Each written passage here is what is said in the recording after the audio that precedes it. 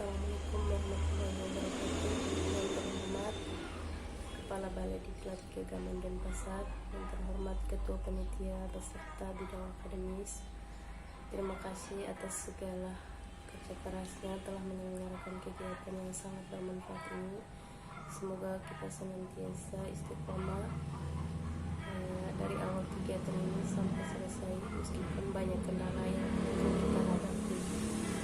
Kenalkan, nama saya Novitria dari MTS Negeri Nagekeo, Kantor Kementerian Agama Kabupaten Nagekeo, Provinsi Nusa Tenggara Timur, yang akan menjadi pembimbing saya dalam penelitian. Tindakan kelas ini adalah Ibu Hidayati Gasim SPD. Beliau berperan sebagai pembimbing sekaligus kolaborator saya dalam penyelesaian penelitian tindakan kelas ini. Terima kasih sekali lagi atas kesempatannya. Saya akan mencoba mempresentasikan penelitian tindakan kelas yang akan saya lakukan saat ini. Adapun judul PTK yang saya angkat adalah penerapan model direct interaction perbentukan media mind mapping untuk meningkatkan keterampilan menyusun tes deskripsi pada siswa kelas 7 zona 3 MTS Negeri Nagekeo tahun pelajaran 2020-2021. Bab 1 pendahuluan latar belakang. Apa itu pendidikan? Pendidikan merupakan jalan yang paling efektif dalam upaya pengembangan kemampuan manusia. Melalui pendidikan, siswa dibina untuk menjadi dirinya sendiri, yaitu diri yang memiliki potensi yang sangat luar biasa. Peningkatan mutu pendidikan pun selalu menjadi sorotan. Melalui kurikulum yang inovatif, siswa diharapkan untuk menjadi manusia yang berkualitas, yang mampu menghadapi tantangan dan perubahan zaman.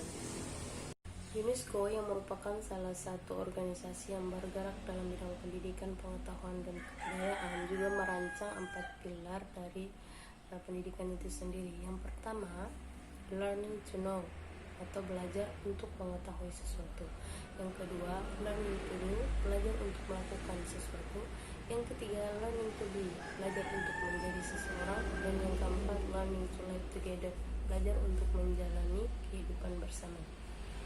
Dari keempat pilar tersebut kemudian bersinergi dengan Undang-Undang Nomor 20 Tahun 2003 yang menyatakan bahwa pendidikan adalah usaha sadar atau terencana untuk mewujudkan suasana belajar dan proses pembelajaran agar peserta didik secara aktif mengembangkan potensi yang ada dalam dirinya untuk memiliki kekuatan spiritual, kenyamanan, dan pengendalian diri serta keterampilan yang berakal pada nilai-nilai agama, kebudayaan nasional, dan tanggapan tuntunan dalam perubahan zaman. Bahasa Indonesia adalah mata pelajaran yang berhubungan dengan kehidupan masyarakat, sehingga pembelajaran bahasa Indonesia sangatlah penting bagi kehidupan siswa, baik sekarang maupun yang akan datang. Pada kenyataannya, pembelajaran bahasa Indonesia dianggap sulit, bahkan membosankan oleh siswa. Hal ini disebabkan materi yang ada dalam pelajaran bahasa Indonesia itu sangatlah luas dan dapat berubah sesuai dengan perkembangan zaman. Misalnya, di saat pergantian kurikulum, itu materi bahasa Indonesia juga ikut berubah. Kalau dulu KTSP itu pembelajarannya itu kita belajarnya pembelajaran materinya itu sangat ringan, bisa dikatakan sangat ringan. Namun untuk pembelajaran kurikulum 2013 di sini siswa dituntut untuk mampu menghasilkan sebuah karya. Dalam hal ini adalah menulis teks. Itulah sebabnya siswa merasa bosan saat mengikuti kegiatan pembelajaran khususnya untuk bahasa Indonesia. Ada beberapa kendala dalam pelaksanaan kegiatan pembelajaran di kelas khususnya untuk pelajaran bahasa Indonesia.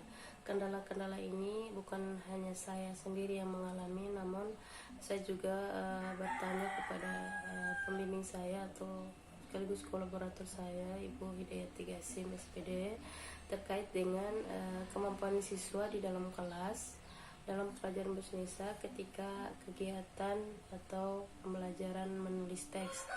Kendala yang pertama adalah di sini siswa kesulitan untuk mengembangkan ide-ide atau gagasan ke dalam bentuk tulisan.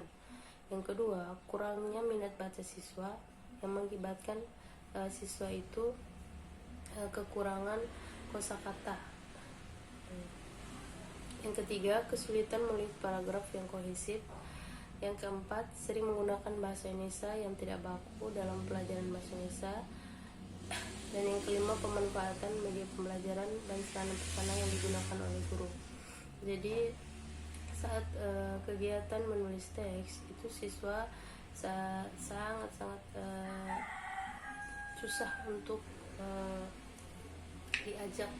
Dalam hal ini, yang pertama itu siswa kan kekurangan tidak suka membaca, alasannya mengantuk dan lain sebagainya.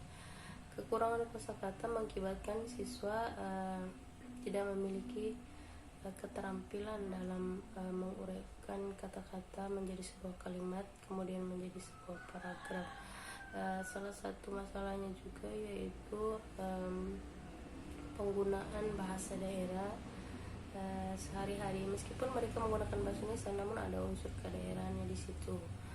Sehingga bahasa yang mereka gunakan itu bukan bahasa baku sesuai yang sudah diterapkan dalam ejaan yang disempurnakan atau dalam KBBI. Jadi ketika kita menjelaskan kepada siswa atau ada istilah-istilah ilmiah, siswa sulit untuk memahami. Jadi kadang di saat seperti itu kita bantu dengan menjelaskan menggunakan bahasa yang sederhana atau bahkan menggunakan bahasa daerah agar siswa mudah untuk memahami apa yang kita ajarkan. Kemudian untuk selain karena kosakatanya yang kurang, siswa sulit untuk memadukan atau menghubungkan kalimat yang satu dengan kalimat yang lain. Di sini maksudnya siswa kan dituntut untuk membuat paragraf yang kohesif atau yang padu antara satu kalimat dan kalimat yang lain itu kan nyambung. Tapi siswa susah untuk melakukan itu. Kadang itu kalimat pertama sama kalimat kedua itu tidak ada hubungannya, dan kita harus menjelaskan satu persatu kepada siswa agar mereka lebih memahami. Selain kendala yang dialami oleh siswa, ada satu kendala juga dalam kegiatan pelaksanaan pembelajaran, yaitu pemanfaatan media.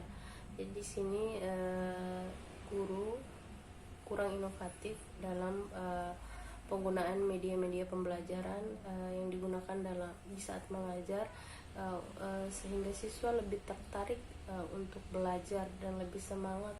Melihat fenomena atau kendala-kendala yang terjadi di kelas, di sini penggunaan media mind mapping atau peta pikiran perlu dilakukan untuk dapat mendorong siswa terampil dalam menyusun teks deskripsi baik secara lisan maupun tertulis. Penggunaan media mind mapping dalam menulis teks deskripsi dipilih karena lebih sesuai diterapkan dibandingkan dengan media-media lainnya. Hal ini disebabkan media mind mapping merupakan metode pembelajaran yang dirancang untuk membantu siswa dalam menentukan atau menyusun inti-inti penting materi pembelajaran dan metode untuk meningkatkan pengetahuan dalam penguasaan konsep dari suatu pokok materi pembelajaran. Jadi di sini saya menggunakan media mind mapping untuk meningkatkan atau mengasah kemampuan siswa dalam menyusun sebuah teks. Jadi metode mind mapping itu saya terapkan, saya ajarkan siswa untuk bagaimana memperinci pokok-pokok dari objek yang akan dideskripsikan. Nah, dari pokok-pokok tersebut kemudian dirangkai menjadi kalimat, dan dari kalimat itu dirangkai lagi menjadi sebuah paragraf. Nah, dari paragraf itu akan dirangkai dan menjadilah sebuah tulisan. Itulah sebabnya dalam penelitian kali ini saya menggunakan penerapan model direct interaction dengan berbentukkan media mind mapping untuk meningkatkan keterampilan menyusun teks deskripsi pada siswa zona 3 MTS Negeri Negeri tahun pelajaran 2020-2021. Adapun rumusan masalah dalam penelitian tindakan kelas ini, yang pertama, bagaimana proses peningkatan pembelajaran menyusun teks deskripsi menggunakan media mind mapping. pada siswa kelas 7 zona 3 MTS Negeri Nagrikel. Yang kedua, bagaimana peningkatan kemampuan menyusun teks deskripsi secara tertulis menggunakan media mind mapping. Adapun tujuan terlaksananya penelitian tindakan kelas ini, yang pertama mendeskripsikan proses dari peningkatan kemampuan menyusun teks deskripsi yang menggunakan media mind mapping. Kemudian yang kedua, selain mendeskripsikan proses, di sini saya juga mendeskripsikan peningkatan kemampuan menyusun teks deskripsi secara tertulis menggunakan media mind mapping. Sebuah karya yang baik tentulah memiliki banyak manfaat yang banyak bagi orang lain. Untuk manfaat penelitian tindakan kelas ini, yang pertama untuk guru, penerapan model direct interaction dalam pembelajaran bahasa Indonesia dalam menyusun teks deskripsi berbantukan media mind mapping selain dapat meningkatkan kualitas pembelajaran di kelas, juga dapat memicu guru untuk melakukan tindakan penelitian kelas pada mata pelajaran lain sesuai dengan tugas dan fungsi guru mata pelajaran tersebut. Selain itu, hal ini juga meningkatkan keprofesionalan guru sebagai agen pembelajaran serta mengembangkan model pembelajaran direct interaction termasuk berbantukan media yang variatif. Yang kedua, untuk siswa sendiri, hasil penerapan model direct interaction pada kegiatan pembelajaran ini dapat meningkatkan kemampuan siswa dalam menyusun sebuah teks, baik mata pelajaran bahasa Indonesia ataupun mata pelajaran yang lainnya. Jadi, siswa lebih tertarik mengikuti model pembelajaran yang variatif dan guru, sehingga kemampuan kognitif, psikomotorik, dan efektif siswa semakin meningkat.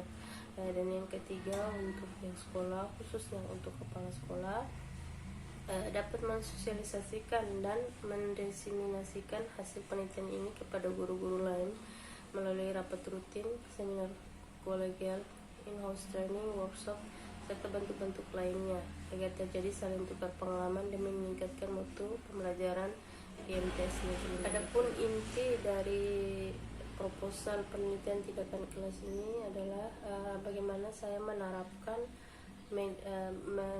model pembelajaran direct interaction di dalam kelas di saat kegiatan pembelajaran bahasa Indonesia, khususnya dalam menyusun teks deskripsi dengan menggunakan media mind mapping atau peta pikiran, yang mana di sini saya akan mengajak siswa untuk belajar membuat poin-poin penting dari sebuah objek. Dari poin-poin tersebut kemudian dirangkai menjadi sebuah paragraf dan menjadi sebuah tulisan. Mungkin ini saja yang bisa saya presentasikan terkait dengan proposal penelitian saya, khususnya untuk bab 1. Saya mohon tanggapan, usul dan saran untuk perbaikan proposal ini. Semoga apa yang saya lakukan di kedepannya menjadi lebih baik dan lebih bermanfaat bagi saya dan orang lain. Itu saja yang dapat saya sampaikan. Kurang dan lebihnya saya mohon maaf. Assalamualaikum warahmatullahi wabarakatuh.